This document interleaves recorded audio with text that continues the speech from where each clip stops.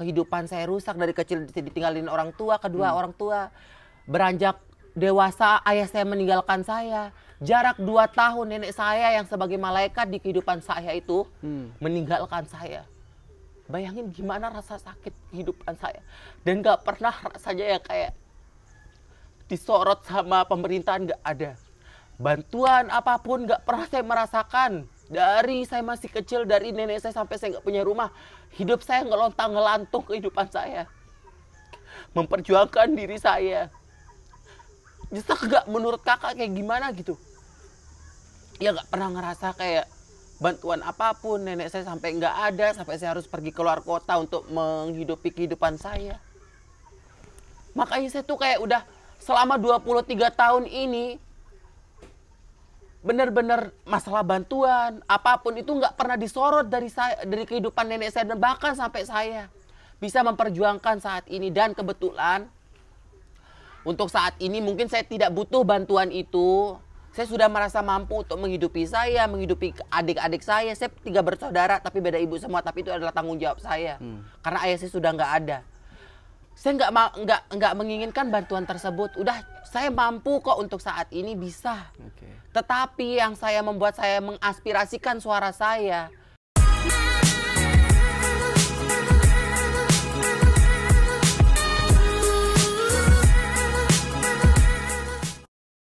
Assalamualaikum warahmatullahi wabarakatuh. Kembali lagi bersama saya Diki Wahyu dalam wawancara eksklusif.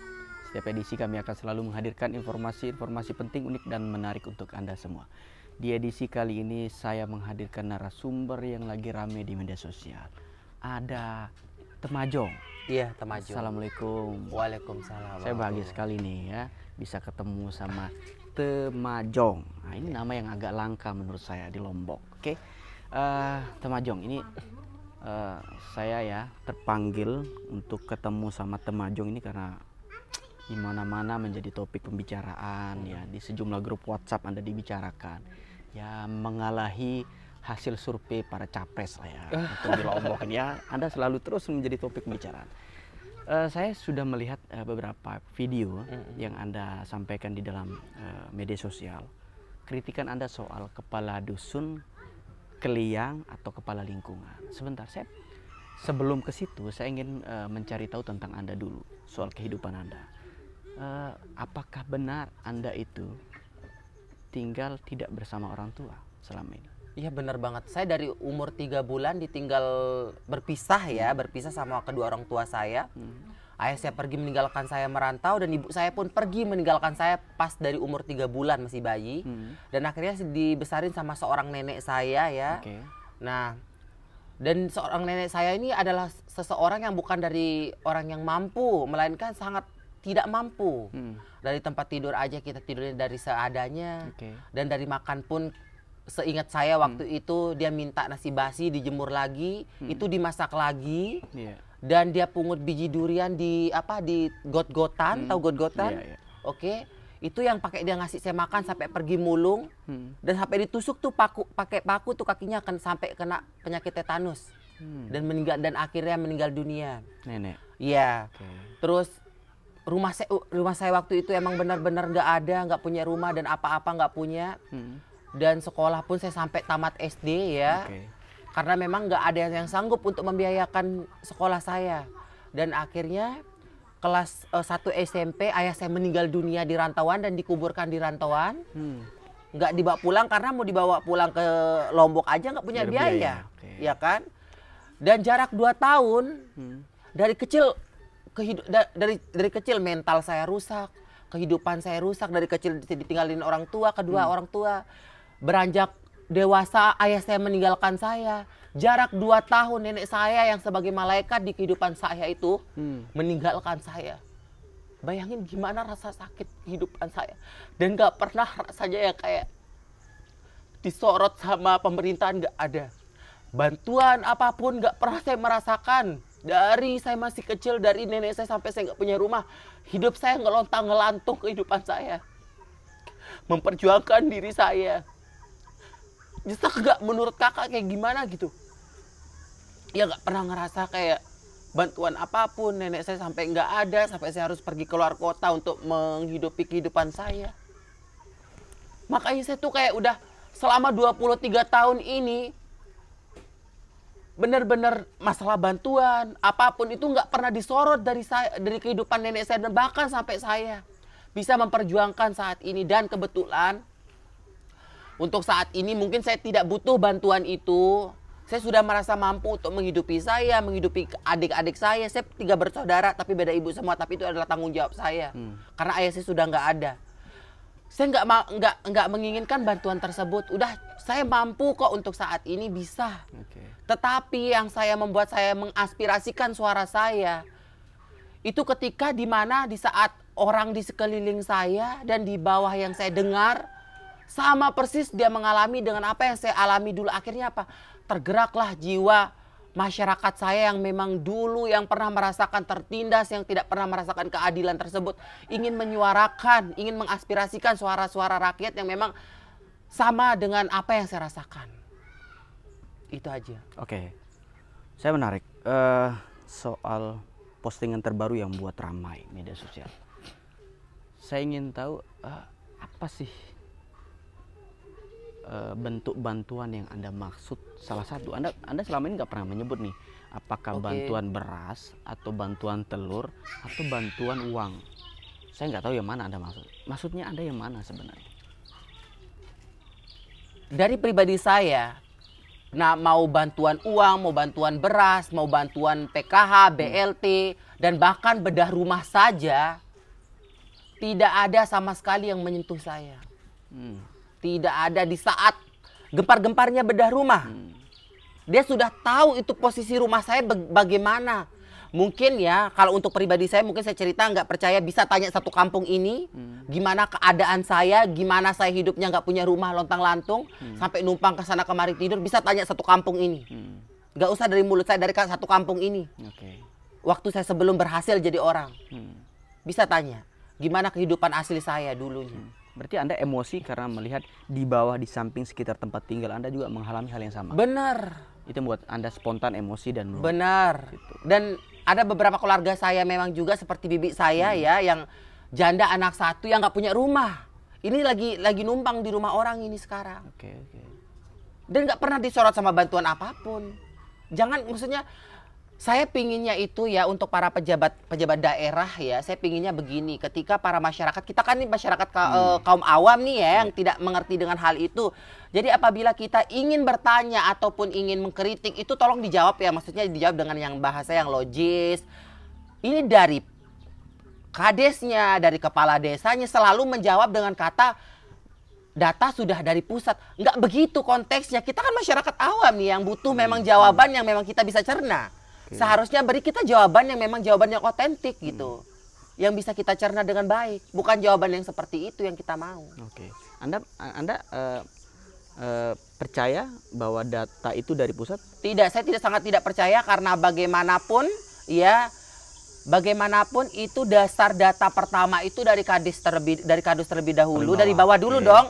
Nggak bisa dari atas. Bahasa dan logisnya begini, nggak mungkin dong Presiden Jokowi bakalan tahu masyarakat di Blong Lawu itu siapa saja, logisnya begitu. Rumah Temajong. Ya? Bener, gak tahu dong Temajong itu siapa. Makanya adalah dibentuk pejabat-pejabat daerah ya, pejabat bawah untuk mendata masyarakat yang memang yang dimana yang harus layak untuk mendapatkan bantuan tersebut.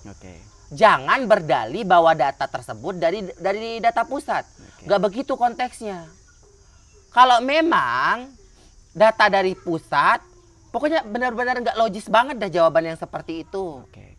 Dan apalagi di setiap 6 bulan sekali atau setiap satu tahun sekali, itu ada pendataan yang dimana akan di-upgrade data tersebut. Otomatis di-upgrade dong data itu. Cocok. Jangan membuat kita itu berpikir yang bagaimana kita nggak beropini. Iya nggak? Karena jawaban yang tidak logis. Seperti itu. Sudah pintar ya pagi ini. Saya ketemu narasumber yang pintar nih kawan-kawan.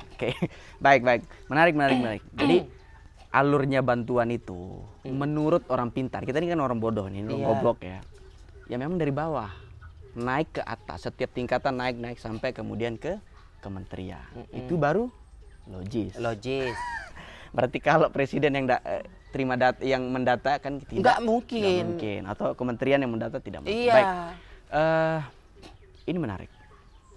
Sangat jarang kita temukan orang yang kritis ya, berani berbicara ke publik, berani bicara ke masyarakat luas, apalagi di media sosial. Ada banyak tuh sanksinya, ancaman undang-undang ITE dan seterusnya. Anda pernah berpikir tidak ketika saya berbicara berkuar di media sosial konsekuensinya? Saya gini, saya kan memang orang yang bukan orang terpelajar ya, jadi saya memang suka yang belajar juga ya tentang masalah hukum ataupun apa, undang-undang apa yang bisa kenakan saya. Maka dari itu setiap statement atau setiap kritikan saya itu saya juga jaga gitu. Nggak saya menyebut nama personal, nggak menyebut nama orangnya ya, nggak menyebut nama daerahnya juga ya. Jadi lantas kritikan saya itu salahnya di mana gitu. Misalkan contoh sekarang saya menyebut nama Kadus seluruh NTB. Itu kan adalah jabatannya, bukan nama orangnya. Yang saya kritikan kan pekerjaannya, bukan orangnya. Jadi dasar apa yang membuat mereka keberatan? Presiden aja kalau kita kritik itu kan presiden, itu jabatannya bukan orangnya. Bukan Jokowi misalnya. Bukan Jokowinya, tapi jabatannya ini, bukan orangnya. Jadi ayolah gitu, kita sebagai masyarakat awam ya, teruntuk para kadus-kadus ya dan kades-kades ini, kalau ada kritikan itu tolong dijadikan untuk membenahi diri gitu. Jangan malah sebaliknya menyerang balik gitu. Jadi saya rasa itu nggak fair banget buat saya. Semakin saya diserang begini ya, semakin nggak fair juga buat saya. Satu pertanyaan saya. Sekarang tiba-tiba dengan Anda viral, ribut di media sosial, tiba-tiba nih bantuannya datang untuk Anda. Anda masih berani berkuar nggak? Tiba-tiba dikasih bansos atau bedah rumah, Anda masih berani berkuar nggak untuk menyuarakan suara itu? Saya bakal tetap menyuarakan jika itu keadilan tidak disalurkan untuk orang-orang yang memang membutuhkan. Saya bakalan tetap berkuar. Saya tidak mungkin bakalan tetap diam. Berarti kalau boleh mengingat kembali statement Anda awal tadi, dari sejak kecil Anda ini tinggal di sini. Benar. Nggak pernah dapat bantuan? Nggak ada dapat bantuan. Nggak pernah dapat bantuan BLT ya namanya? Nggak ada. Apa itu BLT, PKH itu nggak ada buat saya. Sampai saya tahu eceng gondok. Eceng gondok? Itu yang dimasakin buat saya, buat nenek saya. Oh iya? Iya, really. Serius. Eceng gondok itu nggak bisa jadi makanan? Bisa dimakan. Terus? Dimasakin itu buat saya. Itu kapan? Seingat terakhir kapan makan eceng gondok? Sebelum nenek saya meninggal. Tahun sampai berapa? tahu. Masih SD nggak? Gimana? Masih SD, SMP atau apa? Masih sampai SMP saya kemarin juga masih makan begituan. Eceng gondok? Iya. Serius? Serius. Tahu nggak pohon bunga bangkai itu yang warna loreng-loreng itu? Lombos kalau bahasa di sini. Itu dimasakin juga buat kita. Enak? Ya enak nggak enak ya harus dimakan. Karena nggak ada bantuan? Atau karena memang nggak ada uang? Karena emang nggak ada uang dan nggak ada bantuan juga. Oke. Ini ya jarak Anda dari rumah ke kantor desa sangat dekat ya? Sangat dekat. Atau enggak? Atau jauh? Dekat banget ini di depan kantor desa. Oh gitu. Ya mungkin luput aja lah ya.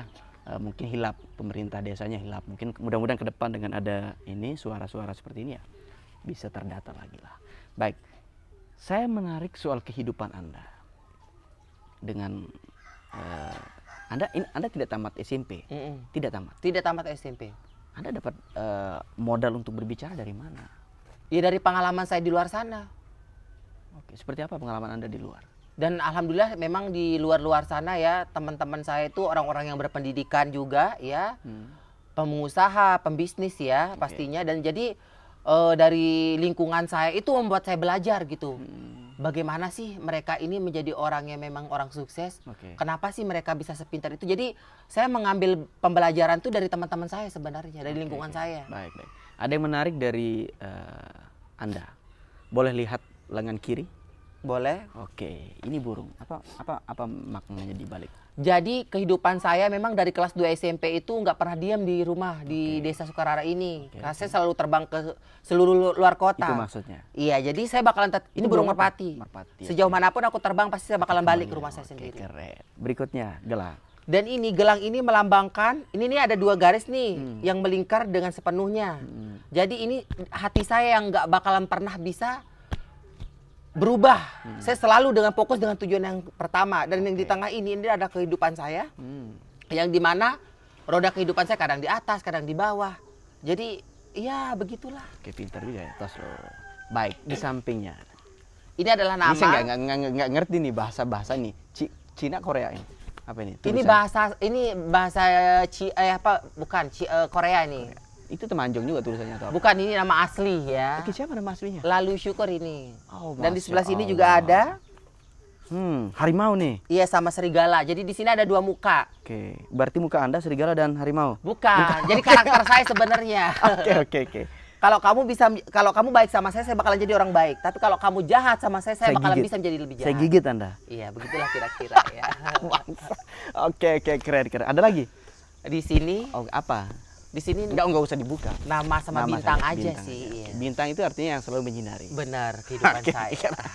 Oke, itu dia soal Temanjong ya. Anda lagi ramai membicarakan Temanjong, tapi Anda nggak pernah mencari tahu kedalaman soal cerita. Apa sih yang buat Temanjong ini ribut di sana? Karena sebenarnya dia dari kecil katanya mengaku bahwa tidak pernah sekalipun tersentuh oleh bantuan program pemerintah. Betul begitu ya? Iya. Oke, Temanjong akhirnya kemudian berbicara ke luar sana melalui media sosial, dan Anda pun ribut gitu. Padahal jarak rumah ke kantor desa sangat dekat, kurang lebih 50 meter. Iya. Sangat dekat. Oke, terakhir apa yang mau Anda sampaikan dalam kesempatan ini dengan saya dalam wawancara eksklusif ini? Jadi penyampaian saya sih untuk saat ini itu ya, keinginan saya ke depannya untuk para pemerintah ya, dan pejabat-pejabat daerah, kadus sekalian pastinya, agar lebih detail lagi untuk mendata masyarakat yang memang di mana yang sangat membutuhkan bantuan gitu. Marilah kita berjiwa kemasyarakatan, berjiwa sosial gitu, untuk membantu orang-orang yang memang layak untuk mendapatkan bantuan tersebut. Jadi setidaknya kalau kita tidak bisa menjadi orang baik, janganlah menjadi orang jahat. Itulah pedulilah kepada saudara-saudara kita yang memang membutuhkan bantuan tersebut. Oke. Satu, saya lupa. Aktivitas Anda sehari-hari apa? Iya, aktivitas saya sehari-hari ya kayak sekarang ya, untuk saat ini tuh jualan dan jualan online serta ya konten-konten biasa gitu. Keren. Oke, kita berikan aplaus dulu untuk Temanjong atau Lalu Abdus Syukur. Iya, benar. Keren namanya, Lalu Abdus Syukur. Baik, sampai ketemu di edisi berikutnya. Saya Diki Wahyudi pamit undur diri. Wassalamualaikum warahmatullahi wabarakatuh.